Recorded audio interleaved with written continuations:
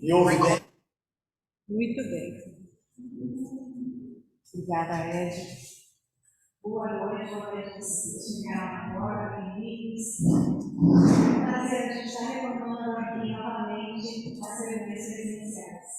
É uma emoção até, porque depois de quase um ano e meio, quase 2, né, que a gente não faz mais, passamos a nos adaptar de uma outra forma, de maneira virtual. Muitos aqui estarem constantemente conosco nessas reuniões virtuais. É diferente do que a gente lá no aconchego da nossa casa, não precisava ficar de roupa, se pudesse tempo tomava banho depois, enfim, a gente estava bem tranquilos lá, mas numa conexão de vibrações, né? E a gente conseguiu, de uma certa forma, suprir essa necessidade, essa carência e manter esse vínculo, né, de aprendizado, de troca de energias, então foi muito bom. E hoje a gente está aqui novamente, agradeço o convite, Edivaldo, Denir, André, para poder falar um pouquinho com vocês. E eu gosto de falar, me movimentar um pouquinho, mas hoje vai ser diferente, por causa da gente estar gravando aqui no computador e as pessoas que não puderam comparecer vão estar assistindo de casa. Então eu vou falar sentada, eu peço a compreensão de vocês, para que não fique muito cansativo também, eu não vou poder me movimentar muito para não prejudicar o som para quem está lá na casa assistindo, tá?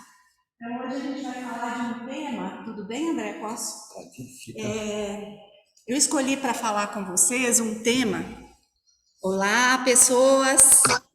Cleusa, Wellington, bem-vindos a Célia e o André que está aí também e quem posteriormente vai estar assistindo. Eu agradeço aí a atenção de vocês antecipadamente, né? E a vibração que vocês estão ajudando a construir nesse ambiente.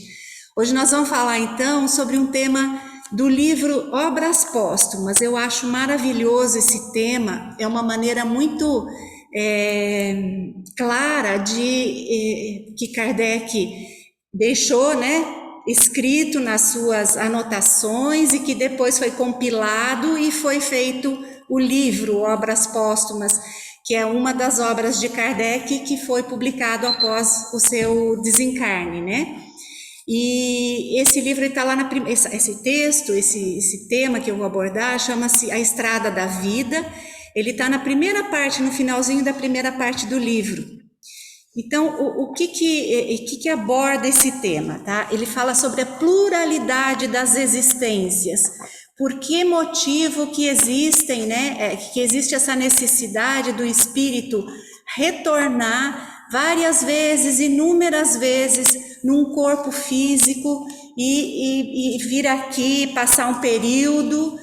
E para qual a finalidade disso, né? Por que motivo que nós precisamos retornar aqui, aprender tudo novamente, voltar como criancinhas, aprender a andar, aprender a falar, aprender a se relacionar com as pessoas, passar por novas dificuldades, isso por sucessivas existências.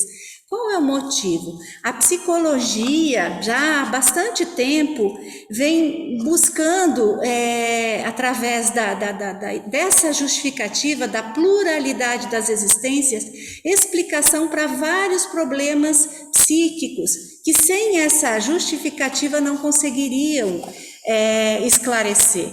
Porque se a gente pensar que o homem nasce uma vez só, de onde se tiraria esses pensamentos, esses traumas e tantos outros problemas que a própria medicina e a psicologia, a psiquiatria encontra?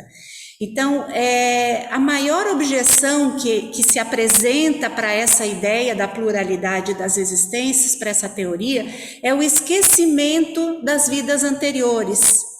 Por que o espírito, se ele vive tantas vidas, por que ele não se lembra, enquanto encarnado, das vidas anteriores? Para que serve isso? De fato, a sucessão de existências inconscientes umas das outras, ou seja, que não tem uma ligação aparentemente, de vidas passadas, nós não nos lembramos dos acontecimentos, o abandono de um corpo para, depois de um tempo, retomar novamente em outro corpo, né? Sem uma memória do passado, equivaleria ao nada. Para quê? Né? Vir e voltar tantas vezes se não tem uma ligação. Seriam tantos pontos de partida, né? Iniciar uma vida, depois vai embora, volta, sem uma ligação com as vidas antecedentes, seria praticamente um rompimento constante de ligações, de afetos, de uma esperança no porvir, numa vida futura, né? Então, seria assim, como se fosse a negação de qualquer responsabilidade moral. Essa doutrina, ela é tão inadmissível, ela não tem uma explicação, tão incompatível com a justiça divina, né? É como se fosse pensar numa existência única, aquela que muitas pessoas acreditam, que a vida é uma só, na qual as pessoas que fazem isso aqui pouquinho de mal, porque nós ainda somos espíritos imperfeitos, que ainda fazemos muito mal, que ainda pensamos muito mal, que agimos mal, que sofremos por conta das nossas atitudes, né, da nossa falta de ainda depuração das nossas impurezas. Então, se as pessoas que às vezes fazem muito mal e aquelas que fazem um pouco de mal são condenadas a uma pena perpétua, digamos assim, né? Sofrimentos eternos quando desencarnar, porque a vida é uma só. Não vai para o céu, então ela vai ser condenada eternamente ao sofrimento. Isso é inadmissível diante do pensamento de que Deus é bom e extremamente justo, né? Que as pessoas, elas têm de acordo com o seu merecimento, cada uma busca o seu aprendizado através do seu livre-arbítrio, se melhorar, e por conta disso ela vai colher o resultado aos poucos, né, da sua evolução, da sua melhoria. Então, conforme nos ensina a doutrina espírita, para a alma, a existência espiritual é a existência normal, é a verdadeira existência. É uma lembrança, inclusive, que o espírito tem uma lembrança retrospectiva do passado indefinida. O espírito vai se lembrar de todas as suas existências.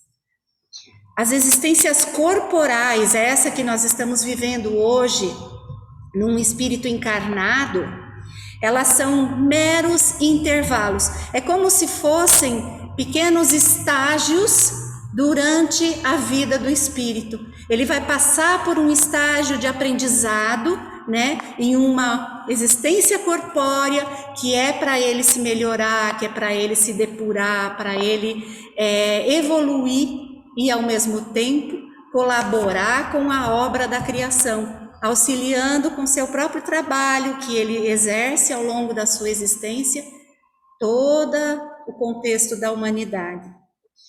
Então, são curtos estágios, e a soma desses estágios, todas essas existências, elas representam um ínfimo da vida verdadeira do espírito, que ela é imensa, né? E o espírito, ele é imortal, ele é eterno. Então, esses curtos estágios, que para nós parecem tão grandes, vamos dizer que as pessoas que mais duram aqui hoje, né, na atualidade, cerca de 100, 105 anos, parece uma eternidade de vida.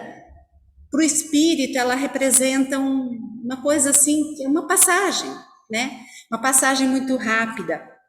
São curtos intervalos.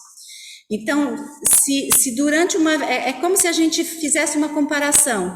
Durante uma longa viagem de vários anos, a gente parasse algumas horas com alguns intervalos para um descanso, né?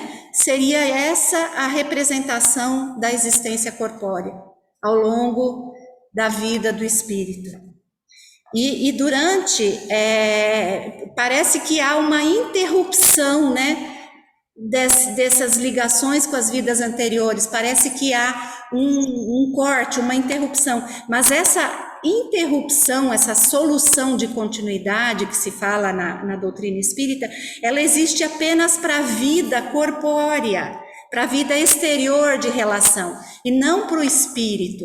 Porque o espírito, na sua verdadeira pátria, que é a pátria espiritual, ele se lembra de tudo.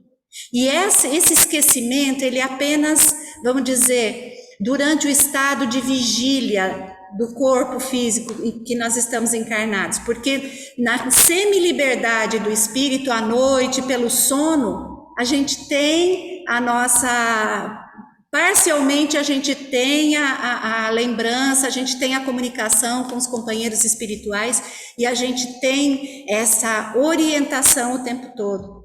É por isso que muitas vezes a gente repensa, né? O nada como uma noite de sono, até um ditado que se fala, para que a gente acorde melhor, para que a gente acorde com outras ideias, com outros pensamentos, porque a gente se desliga parcialmente do corpo físico, e aí nesse desligar nós temos contato com os nossos mentores espirituais, com os nossos amigos que se encontram no plano espiritual e que nos aconselham, nós nos lembramos, né, do aprendizado todo do nosso espírito, de experiências anteriores, e aí a gente acorda quando volta para o corpo físico, no estado de vigília, né, enquanto acordados, a gente já está um pouquinho melhor do que no dia anterior, quando nós tivemos alguma ocorrência desagradável, né?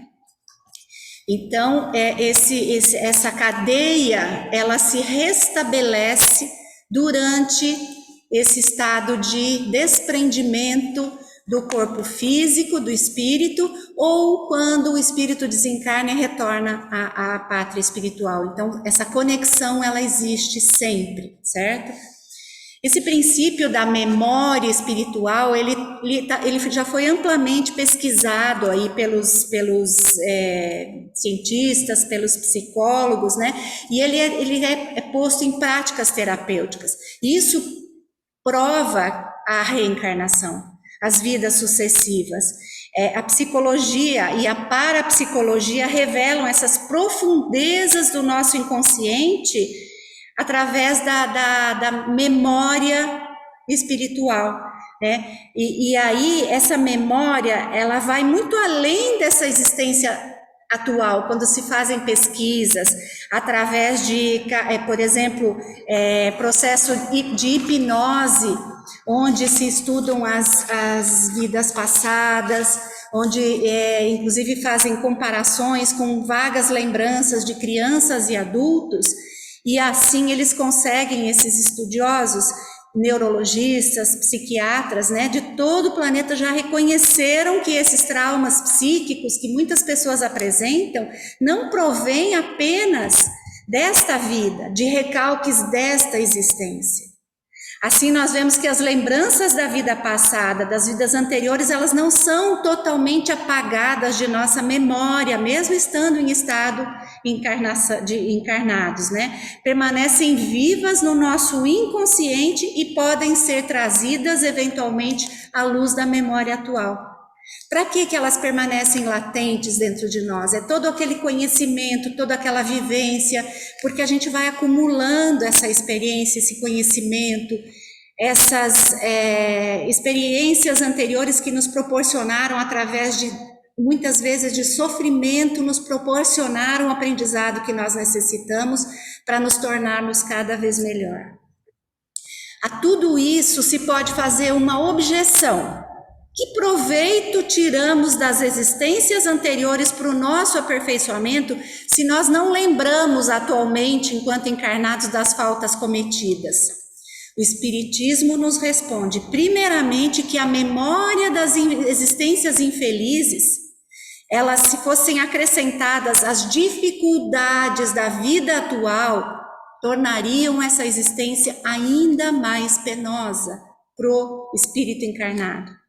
Imaginem vocês, se a gente se lembrar de crimes que cometemos no passado, e todos nós já fomos espíritos muito inferiores, a gente vem uma sequência de vidas sucessivas que nos fizeram hoje o que somos. Ainda estamos a caminho da luz, da perfeição, né? Temos ainda, com certeza, muitas vidas, conforme o próprio Cristo nos falou, há muitas coisas que nós ainda não entendemos, porque o nosso estado evolutivo, ele ainda carece de muito desprendimento. Nós ainda não sentimos o verdadeiro amor incondicional, a gente ainda não consegue. E isso não é, vamos dizer assim, um pecado de cada um de nós, faz parte da evolução, porque somos espíritos em evolução, em aprendizado, e temos um caminho ainda a percorrer.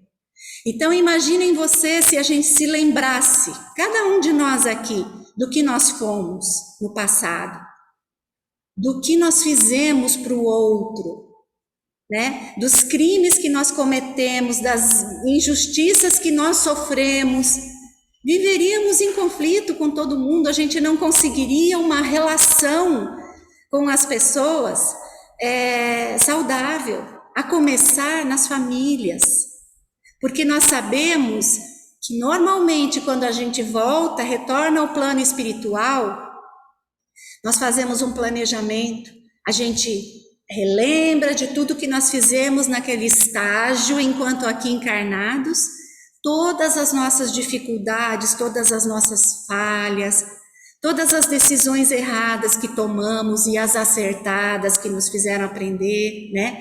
E aí a gente repensa, a gente através da análise desse nosso passado, dessa vida que nós, no corpo físico que nós vivemos aquela existência, a gente analisando esses fatos, puxa vida, eu podia ter feito diferente isto, aquilo, eu teria sofrido menos, eu teria feito o outro sofrer menos, eu teria podido trabalhar mais, dar um pouco mais de mim para a própria sociedade, né? Ajudar mais o próximo, não ser tão egoísta, não pensar tanto em guardar e tanto apego ao materialismo, às coisas materiais, porque eu deixei tudo lá. Então esse arrependimento, essa análise do que nós fizemos e o que nós poderíamos ter feito melhor, ou do que nós deixamos de fazer quando poderíamos ter feito, porque o bem que nós não fazemos quando podemos fazê-lo também é uma falta da nossa parte. Não só o mal que nós cometemos, mas aquele bem que deixamos de fazer quando poderíamos ter feito. Isso também é ruim para o nosso desenvolvimento. Então, quando nós estamos no plano espiritual e analisamos tudo isso, e existe aí aquele arrependimento, a gente pede ao Pai uma nova oportunidade encarnatória. Porque é aqui, nesse corpo, presos a esse corpo físico, que a gente tem condições de conviver, sem poder, por exemplo, no plano espiritual, eu não gosto do André, então eu me afasto dele, porque eu sou espírito, eu vou para onde eu quiser, eu sou fluido, né? Mas quando a gente tem que conviver numa mesma família, num mesmo trabalho, lado a lado, né? A gente precisa exercer esse sentimento de tolerância, de humildade, de aceitação do outro, de aprendizado, deixar de lado o nosso orgulho de achar que a gente é melhor que os outros, aceitar o outro como ele é, poder fazer caridade, ajudar as pessoas que ainda estão com uma certa dificuldade de aprendizado. Então é aqui, nesse estágio de corpo físico encarnado, que nós temos essas oportunidades de nos melhorarmos, de nos exercitarmos, para que cada vez mais a gente vá, cada corpo que a gente vai descartando, digamos assim, nas nossas sucessivas reencarnações, a gente já se desprende de algumas imperfeições. Claro que isso não vai acontecer da hora para outra, nós não vamos virar um santo, um espírito puro, mas a gente vai aos pouquinhos se desprendendo desse ou daquele, não vamos dizer assim defeito, mas impureza ainda do nosso espírito, e a gente vai conseguindo cada vez mais ser um pouquinho melhor. É esse o objetivo, né? E por esse motivo que nós viemos, pela bondade divina, nós viemos nesse corpo físico esquecendo do passado. porque essa convivência com familiares, com colegas, enfim, com a sociedade de um modo geral, ela se tornaria insuportável, impossível, digamos assim. Nós teríamos vergonha do que nós fomos, nós teríamos ódio do outro, porque nos lembraríamos do quanto sofremos por causa do outro.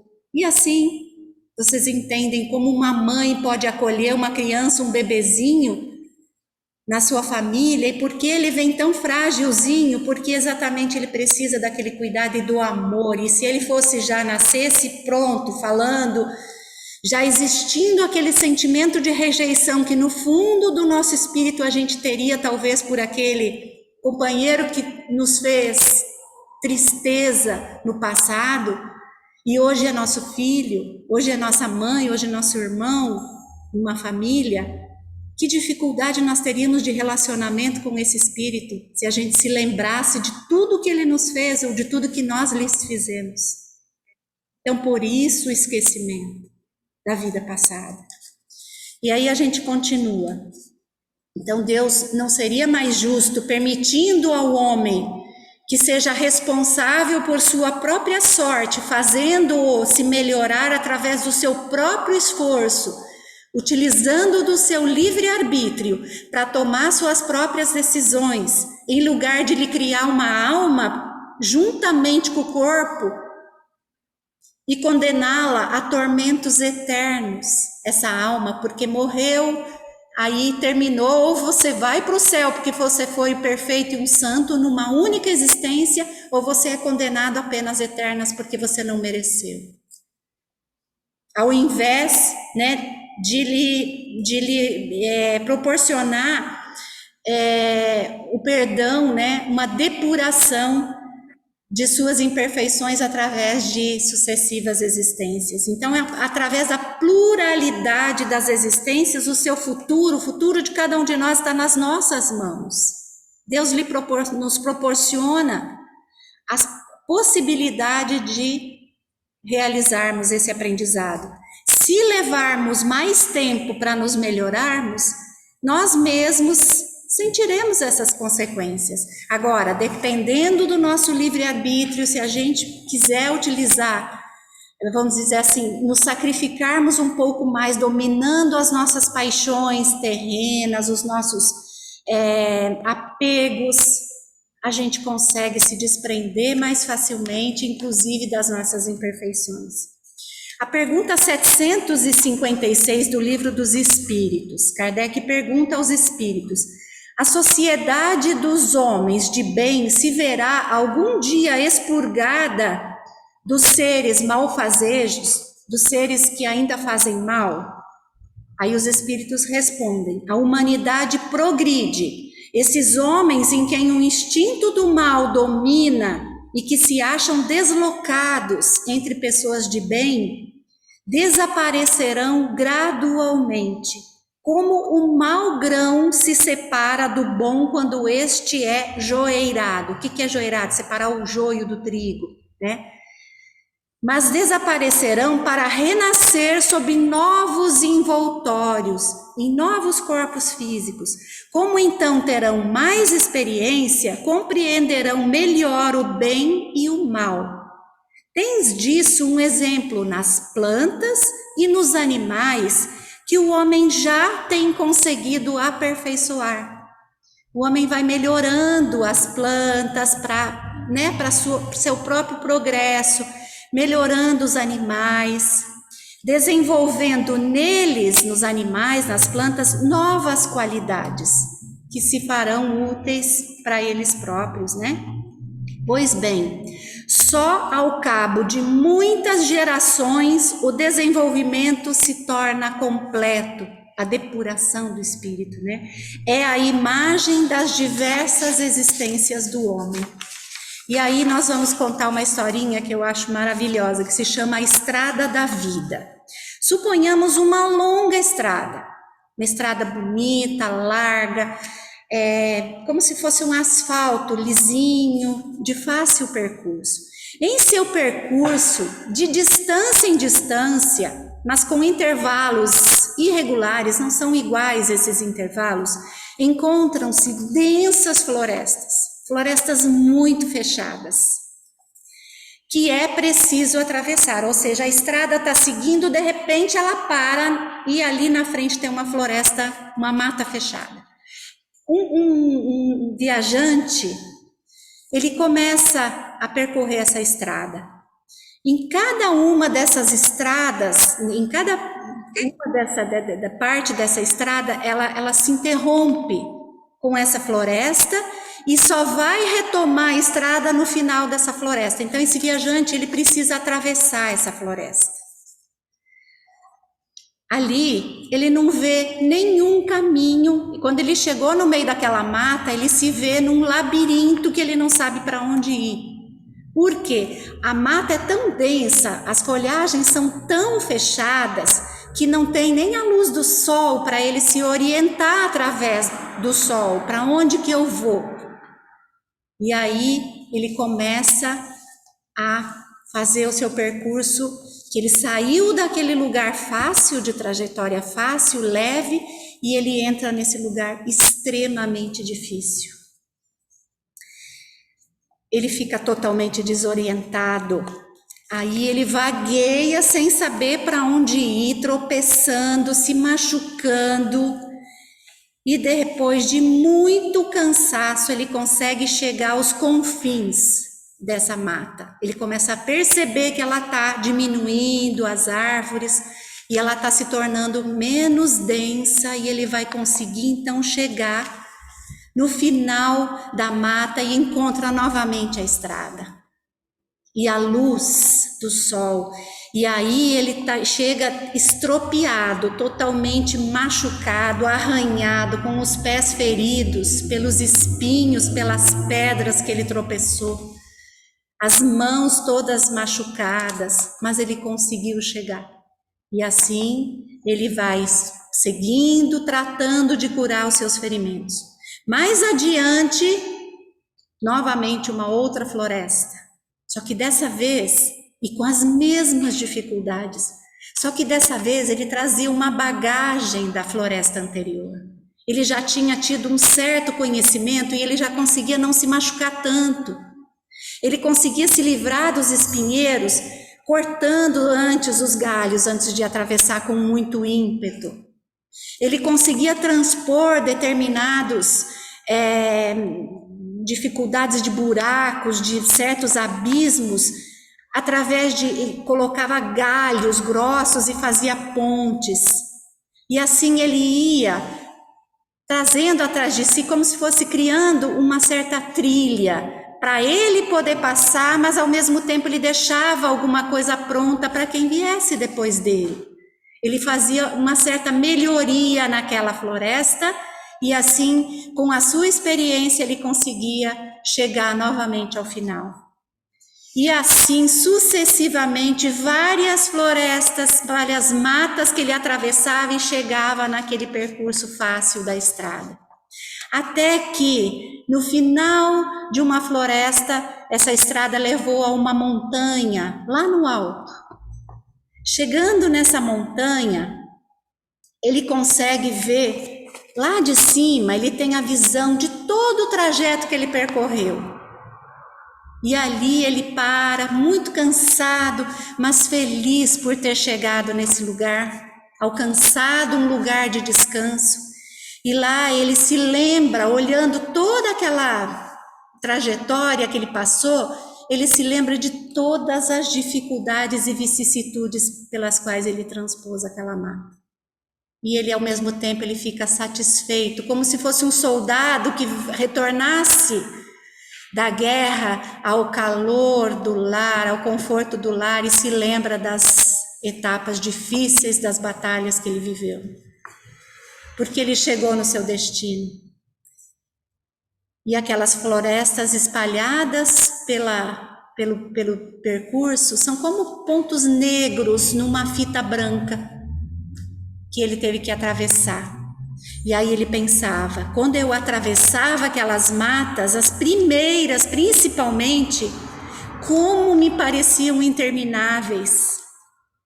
Tinha a impressão de que nunca chegaria ao fim, eu me sentia tão apavorado, com tanta insegurança de para onde que eu estava indo, que eu achava que eu ia perecer ali mesmo. Para mim tudo era gigantesco, era um mistério aquela mata à minha volta. E quando penso que aquele bom lenhador, que uma delas eu encontrei e me ensinou o caminho, talvez eu nem estivesse aqui, eu ainda estaria lá perambulando sem encontrar o fim daquela floresta, de uma daquelas matas. Agora eu olho para aquelas florestas, aqui do ponto onde eu me encontro, onde eu estou, como elas me parecem pequenas, dão a impressão de ser tão fáceis de atravessar. E olhando-as bem, eu posso distinguir todos os detalhes que eu passei de dificuldades e até ver os caminhos errados que eu tomei pelo meu descuido, que eu poderia ter tomado um caminho mais curto, mais seguro, e eu fiz bobeira lá atrás. E vem um velho e lhe diz: meu filho, chegaste ao fim da tua viagem, mas um repouso indefinido, eterno, iria te causar em breve um mortal enfado. Você ia ficar cansadíssimo de ficar aqui só olhando para esse lugar maravilhoso. E você iria até ter saudade das vicissitudes que você passou lá atrás, que te obrigaram a ativar os braços, as pernas, o olhar, a inteligência e o teu espírito. Daqui podes ver grande número de viajantes no caminho que acabastes de percorrer, e que, como tu, correm o risco de se perderem. Agora tens experiência, nada mais tens a temer. Vai ao encontro deles e procura guiá-los com teus conselhos, para que cheguem mais depressa e que sofram menos. Irei com muito gosto, responde o homem, mas porque não há um caminho direto do ponto de onde parti até aqui? Por que tem que passar por essas florestas? Pouparia aos viajantes a travessia daqueles lugares tão difíceis desse sofrimento. Aí o velho responde: filho, olhe bem, repara que muitos evitam esses lugares difíceis. São os que já adquiriram antes a experiência necessária, que souberam escolher o caminho mais direto e mais curto. Essa experiência, porém, é fruto do trabalho que tiveram nas primeiras travessias. E assim, eles conseguem chegar até aqui por mérito próprio. E tu, o que saberias se não tivesses passado por aquelas experiências? A atividade que tivesses que desprender, os recursos de imaginação que tivesses de lançar mão para descobrir um caminho, serviram para aumentar teus conhecimentos e desenvolver a tua inteligência. Sem isso, estarias tão inexperiente como começastes o percurso. Além disso, procurando vencer todos os trechos difíceis, contribuístes para o melhoramento das florestas que atravessastes. O que fizestes foi pouco, quase imperceptível, mas pensa nos milhares de caminheiros que fazem o mesmo, e cada um contribui com a sua obra, pequenininha, mas que na humanidade vai fazer um bom resultado para o bem comum. Não é justo que recebam a paga de seus esforços, gozando aqui o repouso. Que direito teriam a esse repouso se nada houvessem feito? Pai, responde-lhe o viajante, numa daquelas florestas encontrei um homem que me disse: na orla da mata, nas imediações da mata, há um profundo abismo que terás de transpor de um único salto. Mas dentre 1000 que tentam, apenas um consegue fazê-lo. Todos caem no despenhadeiro, num fogo ardente e se perdem para sempre. Mas eu não vi esse abismo. Eu cheguei até aqui e não vi. Meu filho, é que ele não existe. Se ele existisse, seria uma abominável armadilha preparada para os viajantes que viessem me procurar. Sei perfeitamente que terão que vencer muitas dificuldades, mas sei também que cedo ou tarde eles as vencerão. Se eu houvesse criado impossibilidades para um só que fosse, sabendo que ele iria sucumbir, teria sido uma grande crueldade de minha parte e muito mais ainda se fosse para um grande número de pessoas. Aquele abismo é uma alegoria que eu vou te explicar. Olha para a estrada, nos trechos entre as florestas, naquela parte fácil. Repare que dentre os viajantes há muitos que caminham vagarosamente, mas com ar satisfeito. Vê aqueles que se perderam de vista lá atrás nos labirintos da mata, como estão alegres por terem achado novamente a saída. Mas ao lado deles, há outros que se arrastam penosamente, estão estropiados e imploram a piedade dos que passam, porque sofrem terrivelmente com os sofrimentos, os ferimentos que por sua própria culpa, pela sua descuido, se fizeram naqueles espinheiros. Mas vão se curar. E será para eles uma experiência de proveito quando atravessarem a floresta seguinte, saindo menos machucados. O abismo é uma figura que simboliza os males que os atingem, significando que dentre 1000 só um conseguiria transpor sem cair nesse abismo. Olha a dificuldade que nós temos no dia a dia com os nossos desafios, né? Aquele homem disse a verdade, porque é grande o número de imprudentes. Mas ele fez mal em dizer que ao cair no precipício, nunca mais de lá se consegue sair. Há sempre um caminho para chegar até mim, disse o pai. Vai, meu filho, vai mostrar a saída aos que estão no fundo do abismo. Vai amparar os feridos na estrada. E mostra o caminho aos que estão atravessando a floresta.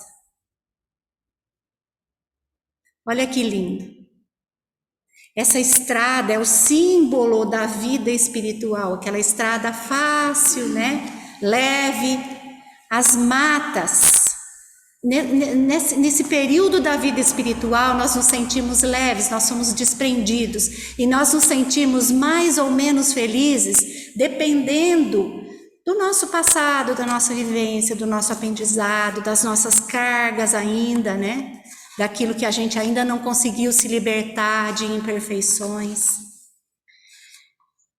As matas são as existências corpóreas em que trabalhamos para o nosso aperfeiçoamento e ao mesmo tempo contribuindo com o nosso trabalho para a obra geral, para o progresso da humanidade.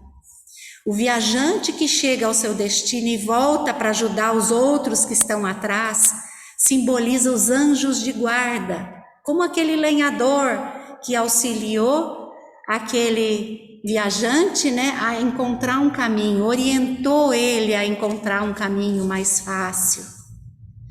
Esses anjos da guarda são os missionários de Deus, cuja felicidade consiste em contemplá-lo mais de perto, né? E também nas atividades que desenvolvem para fazer o bem em obediência do Senhor de todas as coisas, que é o nosso Pai. A gente está com o nosso tempo estourado, mas é uma história muito linda, né? É uma história maravilhosa, é uma alegoria que se faz para definir a finalidade das nossas sucessivas existências. Por que nós vivemos tantas vezes, né? O que nós podemos fazer? Nós não somos ainda espíritos puros que poderíamos servir de anjos da guarda, que cada um de nós tem. E sabemos que cada um de nós tem sempre um anjo da guarda, que é um espírito muito mais evoluído que nós. Porque ele está aqui para nos auxiliar, para nos proteger, para nos orientar, falar para a nossa consciência das nossas atitudes, tentar burilar, ajudar a gente a burilar nosso espírito, nos livrando cada a cada existência das nossas imperfeições. E esse anjo da guarda, muitas vezes, nos acompanha em existências sucessivas e até no plano espiritual ele permanece ao nosso lado. Nós ainda não somos nesse, vamos dizer, patamar evolutivo, mas o que nós podemos fazer para contribuir com a obra geral? Nós não vemos o tempo todo, como se fossem aqueles viajores estropiados, pedindo por piedade, ajuda, porque estão todos feridos e machucados. A gente não vê ao nosso lado o tempo todo. Muitas vezes nós somos eles, né? Precisando de um colo, de uma orientação, porque erramos, porque falhamos. O que a gente pode fazer por esses irmãos? Porque todo mundo pensa em chegar lá e é esse o nosso objetivo, de nos depurarmos e nos tornarmos cada vez melhores. E assim a Terra passando por esse estágio de transição, de ser um mundo de espíritos melhores, com essa depuração de cada um de nós aos poucos, não vai acontecer como um passe de mágicas, onde de repente todos nós nos tornaremos espíritos de um patamar mais elevado e aí o planeta muda na sua escala evolutiva. Não é assim. É cada um de nós nos melhorando a cada dia e assim a gente pode também, ao mesmo tempo que a gente exerce esse trabalho de aprendizado e de melhoria contínua, a gente também pode auxiliar o companheiro que está às vezes um pouquinho mais atrás lá na caminhada, no seu aprendizado. Auxiliando com nossa palavra, com nosso exemplo, com nossa ajuda muitas vezes material, né? Com a nossa tolerância,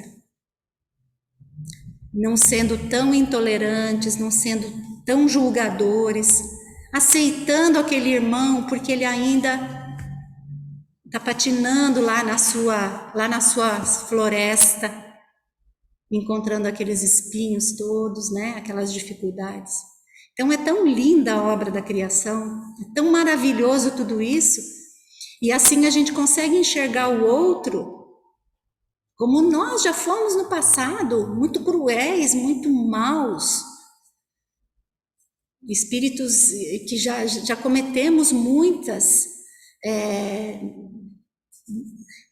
crimes até, né, no passado, se pensarmos até no nosso planeta terrestre aqui, quanto que a humanidade já cometeu de guerras, de atrocidades, e éramos nós que estávamos lá. E hoje a gente se horroriza de ver tudo isso, né, esses crimes, porque já somos melhores, e aos poucos a gente vai se transformando e ao mesmo tempo transformando o entorno. É isso que eu tinha para dizer para vocês. Eu agradeço a atenção de cada um de vocês, agradeço a vibração e que possamos prosseguir, sem esmorecer, pensando nessa estrada da vida, em cada floresta que a gente passa, lembrando que isso é um pequeno trecho da nossa estrada, da verdadeira estrada, da verdadeira vida do Espírito, que não é essa aqui encarnada. Então, se o nosso sofrimento está sendo difícil, a gente sabe que vai ter lá na frente uma montanha onde a gente vai poder enxergar e olhar para trás de tudo isso que a gente já viveu e já conquistou e já melhorou. Obrigada pela atenção. Obrigada, meninos que estão aqui. Obrigada pela força. Até uma próxima. Tchau. Obrigada.